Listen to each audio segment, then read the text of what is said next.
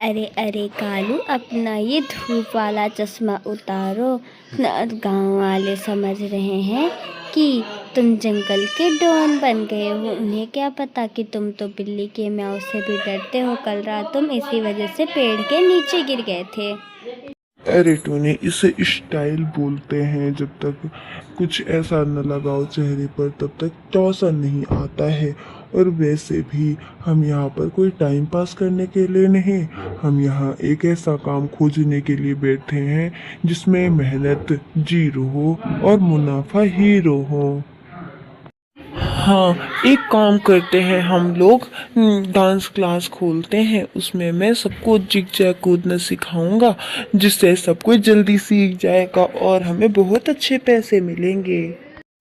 चीकू, तुम्हें पिछली बार याद है ना, तुमने यही आइडिया दिया था और तुम हाथी दादा को ऐसे ही जिग जैग कूदना सिखा रहे थे। अगर सोचो उन्होंने तुम्हारे ऊपर पैर रख दिया होता तो तुम अभी तक पापड़ बन चुके होते।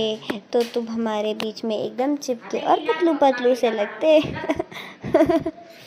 तो सुनो मेरा प्लान, सुनो टूनी और चीकू। हम तीनों जंगल में डिटेक्टिव एजेंसी खोलेंगे जिसका नाम होगा तीन तिगाड़ा केस बिगाड़ा, आई मीन खेल सुलझाड़ा।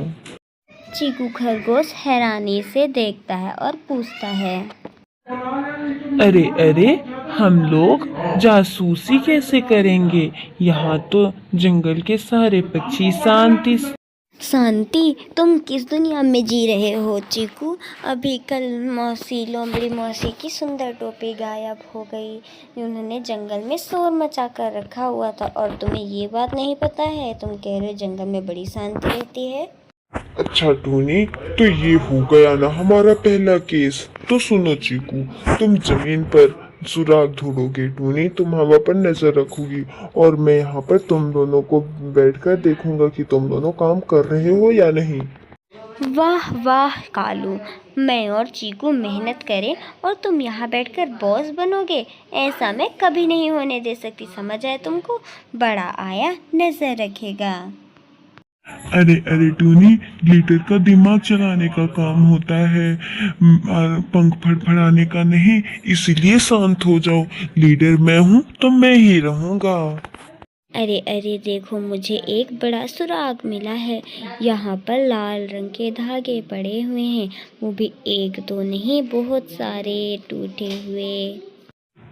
अरे अरे, तो फिर इसका मतलब होगा चीकू और टूनी कि हमारा जो चोर है वो लाल रंग के कपड़े पहनता है। यानी कि इस जंगल में कोई ऐसा चोर है जो लाल रंग के कपड़े पहनता है। ऐसा कौन हो सकता है?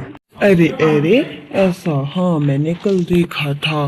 भालू दादा लाल रंग का मफलर डाले हुए जा रहे थे टूनी और कालू। मैंने साफ साफ अपनी आंखों से देखा था, उन्होंने लाल रंग का मफलर डाल रखा था। भालू दादा ने मफलर डाल रखा था, तो चलो हम भालू दादो को पकड़ते हैं। टूनी तुम दूसरी तरफ से जाओ, अगर भालू दादा भागने की कोशिश करे तो उन्हें पकड़ लेना तुरंत। अरे ओ डिटेक्टिव कालू, थोड़ा संभल कर जाना। मैं नहीं जा रही तुम दोनों के साथ। पागल हो गए हो? भालू दादा एक ही मुक्के में हम तीनों की चटनी बना देंगे। वो भागने का मौका नहीं देंगे, समझ में आया? जो चले जा रहे हो, कम से कम इस लीडर को इतना तो पता ही होना चाहिए कि ये एक छोटा सा पक्षी है उनके सामने। भालू दादा कितने बड़े हैं, भले ही वो बूढ़े हैं। हाँ हाँ, पिछली बार मैंने उनके शहद के मटके को कुया छू लिया था। उन्होंने मुझे उठा के 2 किलोमीटर दूर फेंक दिया था और मेरे दोनों कान जाकर सीधा झाड़ियों में फंस गए थे। एक सेकेंड रुको। तुम दोनों को पता है, कल मैं लोमड़ी मौसी से मिलने गई थी, तभी मुझे उनके सिर के पर लाल रंग की टोपी दिखी थी। मैंने उनसे पूछा था कि उनकी टोपी कहाँ चली गई थी, तो उन्होंने बताया कि वो बड़े बरगद के पेड़ के पास वाली झाड़ियों में उड़कर जाकर फंस गई थी और उन्हें लगा कि चोरी हो गई है। इसीलिए उन्होंने यहाँ पर से निकाली होगी टोपी और उसके धागे टूटकर यहीं पर गिर गए होंगे। भालू दादा ने नहीं चुराई है टोपी। अगर सोचो तुम दोनों उनके पास चले जाते तो तुम दोनों का क्या होता? वैसे मैं भी भूल गई थी कि लोमड़ी दादी को, उनकी लोमड़ी चाची को उनकी टोपी मिल गई है। मुनी, तुमने तो हार्ट अटैक ही दिलवा दिया था। पहले बताना चाहिए था ना कि लोमड़ी चाची की टोपी उनको मिल गई है। अगर सोचो हम दोनों चले जाते तो आज हम दोनों का भरता बन गया होता। समझ आया तुमको? अरे ओ कालू, लगता है तुम्हारी डिटेक्टिव एजेंसी का काम शुरू होने से पहले ही ख़त्म हो गया है। इसे कहते हैं शुरू होते ही ख़त्म हो गया। अब बताओ क्या काम करोगे? बड़े आए थे 3 तिगाड़ा केस भी, अरे मेरा मतलब है केस सुलझाड़ा। अरे टूनी, तुम मेरा मजाक उड़ा रही हो।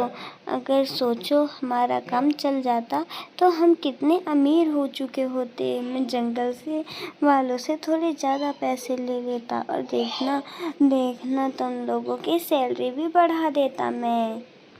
तुम क्यों सैलरी बढ़ाते? हम खुद से ही अपनी सैलरी ले लिया करते। समझ में आया? खुद का तो कुछ करना नहीं था, बस बैठकर हम दोनों पर नज़र रखना था। इतने की तो मैं तुम्हें एक चवन्नी भी ना दूँ। हाँ टूनी, तुम सही कह रही हो। मैं तो कालू के साथ काम ही नहीं करना चाहता हूँ। कालू हमेशा हम दोनों को ऐसे ही करता है, खुद आराम से राजा बनकर बैठ जाए। अरे अरे ठीक है, अच्छा हम कोई दूसरा काम करते हैं। वैसे टूनी तुम खाना बहुत अच्छा बनाती हो, क्यों ना हम लोग खाने की दुकान खोलें? नहीं नहीं, धन्य हो तुम दोनों। दूसरों को खिलाने से पहले खुद ही सारा खाना खा जाओगे। मैं तो नहीं रखने वाली। मेरा ही नुकसान होता है बाद में, क्योंकि तुम दोनों के पास तो कुछ रहता नहीं है। खाना बनाने का सामान सब भी बाद में मेरे ही मत्थे सब जाता है।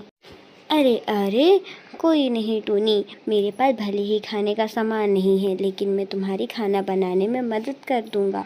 तुम्हें पता है मैं अपने पिछले वाले जंगल में मास्टर शेफ हुआ करता था।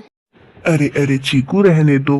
तुमसे अच्छा खाना तो चींटियां ही बना लेती होंगी। इतना बकवास खाना तुम बनाते हो, उतने अच्छा खाना तो मैं ही बना लेता हूँ। समझ में आया? भले ही थोड़ा नमक कम ज़्यादा हो जाता हो। नमक? पिछली बार मैंने तुमसे कहा था कि ज़रा सा खीर बना देना, कि तुमने सफ़ेद खीर कब बनाई थी। तुमने खीर को मारकर कोयला कर दिया था, बिल्कुल अपने जैसे। मैंने तुम्हारा रंग बनाने के लिए नहीं कहा था, बल्कि चीकू के रंग में एक सफ़ेद खीर बनाने को कहा था। बड़ा आया नमक कम ज़्यादा बोल रहा है। टूनी, वो तो मेरे पंख में आग लग गई थी। आग को बुझाने के चक्कर में तुम्हारी खील जल गई। तब से तुम एक ही बात को हमेशा दोहराती रहती हो। तुम मेरे पीछे पड़ क्यों गई हो? तुम उस बात को छोड़ क्यों नहीं देती? वैसे दोस्तों, मुझे तुम दोनों की टांग खींचने में बड़ा मज़ा आता है। तुम दोनों हो ही इतने अच्छे। तुम दोनों मुझे कभी भी कुछ नहीं कहते हो। हमेशा मैं तुम दोनों की टांगें खींचती रहती हूँ। अरे अरे, तो दोस्तों मैं चलता हूँ। लेकिन हाँ, कल फिर से यहीं पर मिलना तुम दोनों। वैसे तुम दोनों से बातें करने में मज़ा आ जाती है। अलविदा दोस्तों, कल फिर यहीं मिलेंगे। सो दोस्तों, अगर आपको स्टोरी पसंद आई तो लाइक करें, अपने प्यारे दोस्तों के साथ शेयर करें, और अगर आपने हमारे चैनल को अभी तक सब्सक्राइब नहीं किया है तो प्लीज़ इसे सब्सक्राइब कर लीजिए। आपका धन्यवाद।